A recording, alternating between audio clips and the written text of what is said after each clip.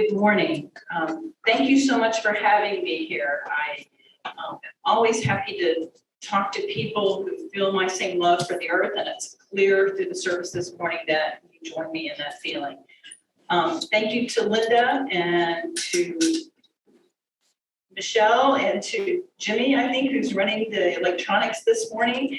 I'm going to, because I'm not so pretty, I'd like to show you pictures of the three Marjories who are way prettier than me. And I'm just going to do a little hand gesturing to change the slideshow as we go along. All right, let's get started. So the three Marjories and how they changed Florida is my topic for today. This is part of my research about women in the environment, and what you may not know is that there were three really fabulous women in Florida environmental history, and they were all named Marjorie. And as I've come through my studies and talked to many activists in the field, they all agree that a really, tough activist ought to be just called a Marjorie. Maybe that's just the term that we use to call them a Marjorie. Okay, next. So our first Marjorie is Marjorie Rawlings, and I love the quote that you used from her. That's one of my favorite ones. Rawlings is an interesting person in that she wasn't really an environmental activist, but her work really opened our eyes to the beauty of Florida's rural areas and really taught the world. Her works were changed to multiple languages around the world. So she is really someone that kind of opened our eyes to what may have been kind of an ignored area during the 1930s and 40s. Next slide. There we go. So Marjorie, you should know, began her life living, she lived in many places, including Washington, D.C., but she went to college at the University of Wisconsin, where she met her husband, Charles. And from the very beginning, they wanted to be writers. That was their aspiration. And they met, they were sweethearts in college, and then together left Wisconsin to pursue a career in writing. They went to Louisville, Kentucky. They ended up in Rochester, New York, near his family, where Charles did a lot of writing. Mostly he liked to write about yachting and sailing sports. And Marjorie ended up penning a daily poem, Songs of the Housewife, which was not what she wanted to do, but it was on the women's section. Remember back when we had women's only news? And it was actually syndicated, but it wasn't what she wanted to do. At first, she really wanted to write Gothic, novels, and Charles wanted more freedom to be freelancing. So they came up with this grand idea after a vacation in Central Florida. They would just buy an orange grove because, of course, the orange grove would pay for all their expenses, and then they could just write and do whatever they, follow their dreams. And of course, we all know how orange grove can go, especially on a day like this. This was, and sight unseen, they bought a farmhouse in Cross Creek, Florida. This is the house, in much better shape than when they bought it, but it was surrounded by 70 acres of groves, and this is where they settled in to begin their writing life. And they came here in 1928. Right away, Marjorie fell in love with Cross Creek, and she fell in love with the people. As a journalist, she had a real ear for listening to people talk and to dialogue and listening to their stories and stealing their stories too, and using them in her works. And so her first book, South of Moon and Under. Well, first let me ask, have any of you read Rawlings? Of course. Of course. Oh, of course. I love that. I love that. Her first novel, South of Moon and Under, which was all about really backwoods, hard scrabble life moonshining on the Oklahoma River, that was nominated for a Pulitzer Prize. And she started selling stories and moved into and gave up her whole idea of writing Gothic novels because she found so much material in Florida. Her most successful book was The Yearling. That was published in 1938. It won the Pulitzer in 1939. Think about that. And it was, this readership of people in the Northeast who had no idea what Florida looked like. And so she is telling the stories of people in the backwoods. If you're a huge yearling fan, and I'm on the board of the Marjorie Rawlings Society. You know, I'm a nerding out on all three Marjories, but there is actually a trail in the Ocala National Forest called the Yearling Trail, and you can see the sites that she used in this book. She appropriated stories, and she used a real landscape, and she had heard a story about someone raising a deer as a child, and so she used that in her stories. She used the big bear hunt that's in the story, a story that a local man up in northern Volusia County had told her. So she is using these stories, but she's capturing this place for America, and becomes a very popular bestseller. In 1942, she publishes Cross Creek, which is a series of essays that are semi-autobiographical. They're not necessarily in chronological order, but they're in the order she wanted to tell the stories of the people living in the Cross Creek area. This book was really popular. The U.S. Armed Forces actually published special editions and sent it out during World War II to its troops. It's one of 5 or 6 books that they did. And she got lots and lots of letters from soldiers who were overseas, mostly because of the way she described food. And they were really missing that at home. But it becomes a bestseller. Both of these books have become movies as well, and it really establishes her reputation. And in Cross Creek, she really starts to look at the environment and talk about the environment, and noted, I think, next slide, and notes that some species are starting to disappear. She says, no one's really heard the cry of the panther in a really long time. And she says, and you know, bears are really not such a problem to farmers as they used to be. And I really think we should quit hunting them. But she does go on in her later cookbook to talk about how you cook bear. So but this is a sign of hers. If you go visit her house, which is now a state park, you will see quotes of her scattered across the property. And the house is pretty intact as to what it once was. Next slide, please. Okay. One of the things that did draw Rawlings into what I think would have been longer activism had she lived longer was the condition of America's forests. And for a long time in the all the way into the late 1800s, pretty much the practices across the United States were to simply cut down forests and move on because you could, right? There was so much plenty. There was so much superabundance of resources. And it was really a myth that these were never going to be exhausted.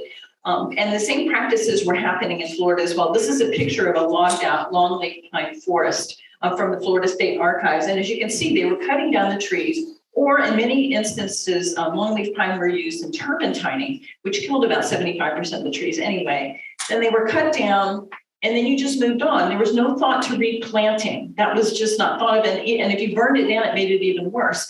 So she was aware of the condition of America's forests. And during World War II, she was asked to write an article for Collier's magazine, a big national magazine, all about America's forests. And during the course of this article, she says, you know we need forests at wartime, but we also need them for us. They are our forests, and we need to be thinking about this. Later, she writes a letter to her second husband. Charles didn't last long in Cross Creek. He wanted to write about yachting, and he did. And he got married about 5 times, I think. So, but her second husband, who was stationed overseas, she wrote a letter to him and said, no one may read my books in the future, but I might just be known as the gal who saved America's forests. Isn't that funny? Oh. So I think she was really starting to embrace what was really an early environmental ethic as well. Okay. Our second Marjorie is Marjorie Harris Carr.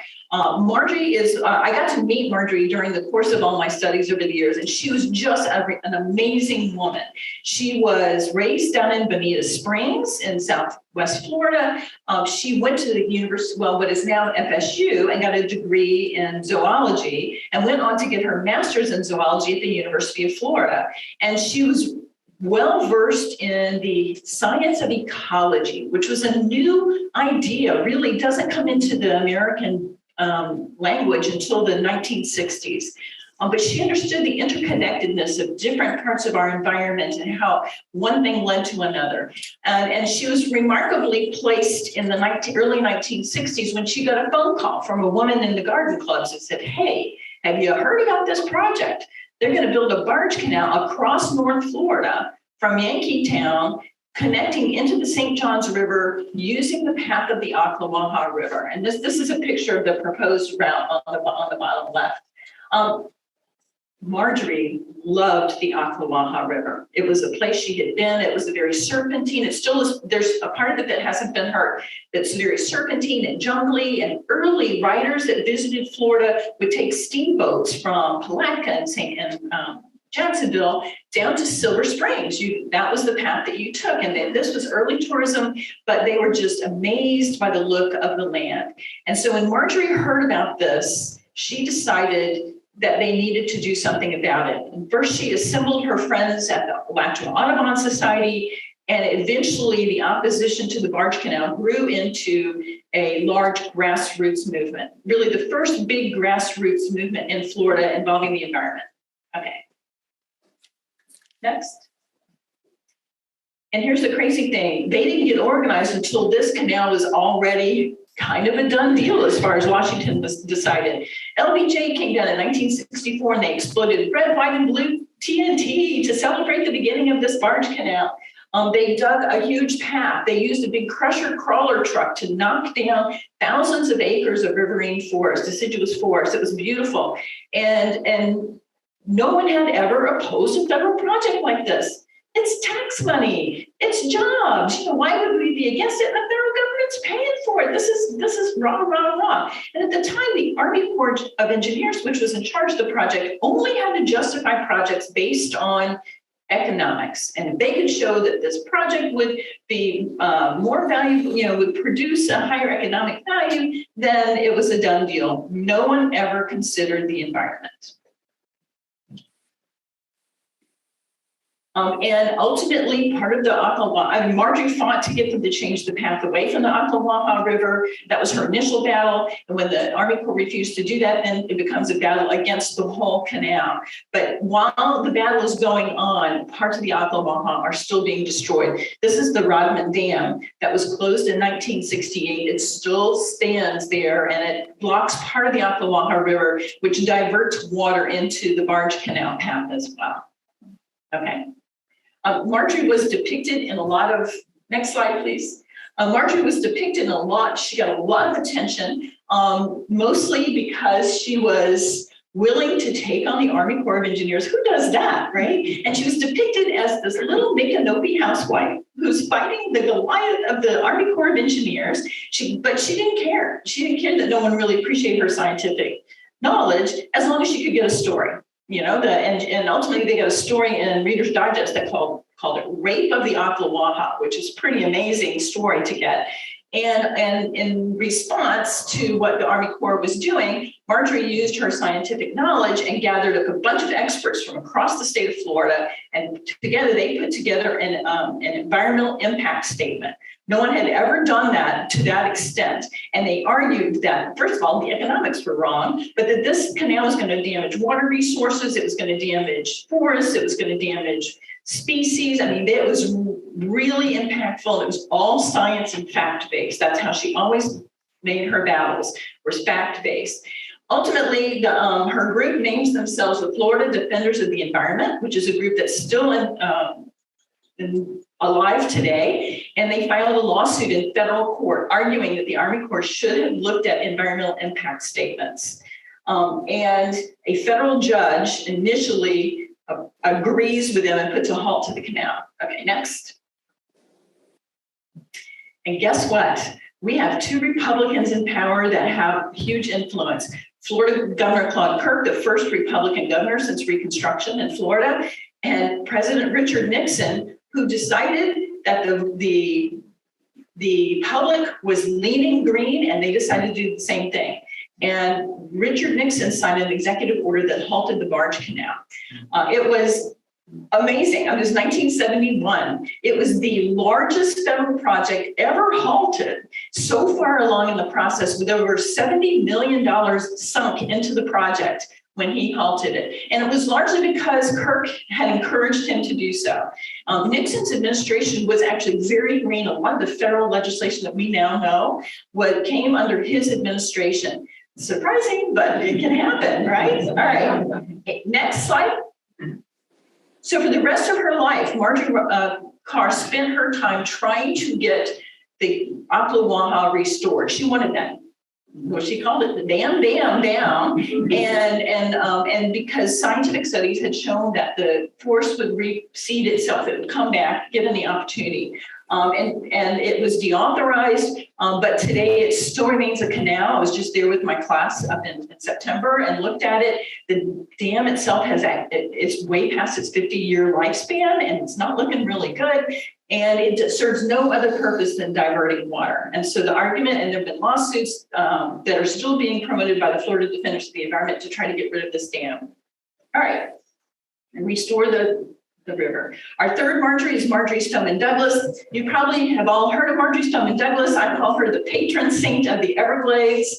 And she is really a fascinating character. And we associate her with the Everglades because of her 1947 book, Everglades, River of Grass. And that was the first time the Everglades had really been described in a way that people in America understood. It wasn't this smoggy, smelly miasma of a swamp. It was moving water. And you may or may not know the Everglades really start near Disney World. That's the first water flow. And then the watershed continues all the way down to the tip of Florida. Okay. So her book teaches us what that means. Have any of you read her book, River of Grass? A few? It is great reading. She, again, former journalist. She tells a great story. She uses experts. She explains the natural history, the human history, the geology. I mean, she did a really great job of explaining why the Everglades are really important. And she really, again, opens America's eyes to what the Everglades truly are. Okay, next. And, at the time, getting rid of the Everglades was how you got elected to office. Napoleon Bonaparte Broward got elected governor by promising to drain the Everglades because they were wastelands. It'd be better to drain them and use them for agriculture. Rah, rah, rah. This is how you got elected in America. Okay. However, there were those people who loved the Everglades and saw value in them. And this includes the Florida Federation of Women's Clubs. Again, one of the groups that I've been researching. They early on recognized that there were parts of the Everglades that had real incredible biological value, especially this one area called Paradise Key that had a huge stand of royal palms. It had incredible bird life. It had orchids. It had all kinds of things. It was in trouble because a road was planned to run straight through it to connect Homestead, Florida with Flamingo, Florida at the tip of the Everglades. It was the women's clubs who preserved Paradise Key, and in 1916, it became Florida's first state park, Royal Palm State Park. They had no funding from the legislature. Half the land was donated by one of their members, but they did convince the legislature to match that land and let them create this park that they ran until 1947 when they donated it to become the Everglades, the nucleus really of the Everglades National Park. Have any of you been to Everglades National Park? So you may have hiked the Anhinga Trail, which is one of the most popular trails near the beginning of the park. Big boardwalk, you can always see alligators. That was where Royal Palm State Park was. And it was largely due, again, to women's clubs who gathered together, who created petitions, who walked the halls of Tallahassee, who would not be told no, who put together the program, and then they funded it themselves for many years until the legislature finally kicked in some money. And this is a plaque that they were given to honor them when Everglades National Park was created. All right, next slide. So just for your trivia night, you should know that Everglades National Park is the first park created for its biological diversity. Other parks, think about it, Grand Canyon, Yosemite, Yellowstone, they're all scenic and interesting, right? Everglades, not so much, but the value was there, and Douglas wrote about that in her book. And they, in order to promote the park, they took a lot of Congress people out into the Everglades to see the bird life and the animal life. And that's really what sold the park. Mm-hmm. So we all know her as an author. What you may not know is after she wrote the book, she really wasn't engaged much in Everglades activism. She wrote poems and plays and did a lot of work, short stories. But it wasn't until her 79th year, she wrote in her autobiography, that she actually became an activist. Okay, next slide.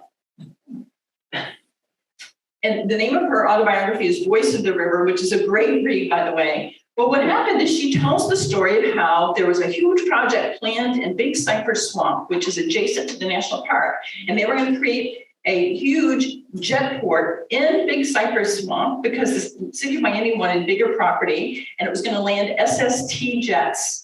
Yay! And but there was an environmental group that had risen up to fight it. And what happened is one night, Douglas stopped at a store to buy cat food, and she ran into one of the activists that she recognized. And she told the young woman, "She's good for you. Glad you were doing that. Good, keep on it." And the woman, she said, turned on her and said, "Yeah, well, what are you doing?" And Douglas said, "Oh, well, I wrote the book." And the young woman said, "It's just not enough. We need you to get engaged." And so she told the young woman, "Well, I'll do whatever I can just to get away from her." And the next day, the young woman and some other activists were on her doorstep and suggested that she do something, maybe create a grassroots group. And a few months later, she does just that. She creates the Friends of the Everglades, next slide, and which is still in existence today. And initially you paid $1 and you became a member of the Friends of the Everglades. And so it grew rapidly and it encompassed a lot of counties. And Douglas would use that authority when she would go to hearings where perhaps a section of the Everglades was threatened by some form of development or some kind of a water structure. And she would go to the hearings and she would, if you were a developer, she would kind of scare the living daylights out of you. Because she said, look, I'm a little old lady in tennis shoes. And she was maybe 5 feet tall and had really bad vision. So she wore really big glasses and liked to wear floppy hats. And she says, "They can't be rude to me. I'm a little old lady." She says, "But I can certainly be rude to them." And she had studied elocution in college and she could speak across the room, and she carried authority with her. She carried the weight of her grassroots movement. She carried facts with her, and she was just simply fearless. She was just a great leader. Okay, next slide. And what I want to point out to you is that by the end of the 20th century, if you wanted to get elected for office, you didn't drain the Everglades, you repaired them. And here's a picture of Douglas with Bill Clinton. If you want to get elected for pretty much any office, you wanted your picture taken with Marjorie Stoneman Douglas as endorsing you. And that's exactly what happened. And hey, here's the thing. When you become an activist at 79, you can get a lot done if you live to be 108, and that's exactly what she did. And I use her as an example for my students and to people I've talked to. Here's the power of one person. She's a good communicator. She was a willing leader, and she was just fearless in what she did. And it is never too late to become an activist. I think she's a perfect example of that. And one of her great joys was to talk to young people and try to encourage them to get involved in the environmental movement as well. Okay, next. And that's the end. And so what I hope that the three Marjories have done, I hope that they have inspired you to get involved and to look at the different ways. I feel like we are really the heirs of the work that they did, and there's still work to be done. The Everglades is now the largest restoration program in the world. And whenever you're feeling down, like putting your rock in for things you're worried about, think about this. It has to be funded every year by the state legislature and Congress, and it gets funded in a bipartisan way every single year. So there are things we can work together on that we can agree on are of value, and I think that these are the lessons that they bring to us. So thank you so much.